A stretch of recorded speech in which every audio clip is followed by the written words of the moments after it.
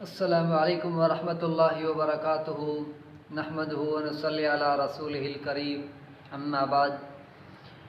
محترم ناظرین کرام و سامعین، آج میں آپ لوگوں کے سامنے ایک قصہ سناؤں گا۔ ایک قصہ لے کر آپ لوگوں کے سامنے حاضر ہوا ہوں۔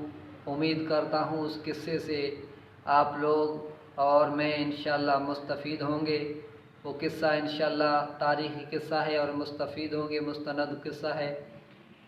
عزیزان من، حضرت امیر المومنین عمر بن خطاب رضی اللہ تعالی عنہ کے دور حکومت میں حضرت عمر بن خطاب رضی اللہ تعالی عنہ ایک لشکر کو، چھوٹے سے قیادت کو ایک امیر کے تحت بھیجتے ہیں روم کی سرزمین کی طرف، اور اس چھوٹے سے لشکر کے امیر عبداللہ بن حذافہ رضی اللہ تعالیٰ عنہ کو منتخب کرتے ہیں اور اس کو روم کی سرزمین کی طرف بھیجتے ہیں۔ جہاد کے لیے بھی بھیجتے ہیں، مخبری کے لیے بھی بھیجتے ہیں۔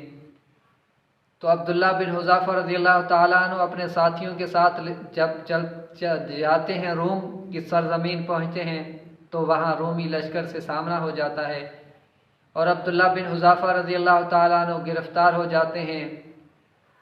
رومی جو ہے سپاہی وہ لے کر اس کو اپنے بادشاہ کے سامنے اس کو حاضر کرتے ہیں، عبداللہ بن حذافہ کو۔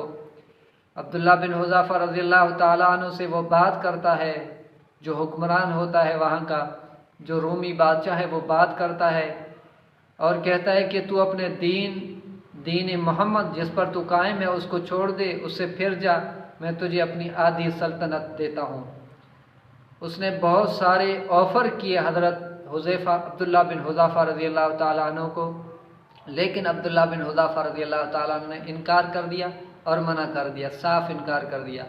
حتیٰ کہ آخر میں حضرت عبداللہ بن حذافہ رضی اللہ تعالیٰ عنہ کہتے ہیں کہ اگر آپ اپنی سلطنت، پوری رومی سلطنت اور ساتھ میں عرب کی حکمرانی بھی میرے ہاتھ میں دے دیں، پھر بھی میں محمد الرسول اللہ صلی اللہ علیہ وسلم کے دین سے نہیں پھروں گا۔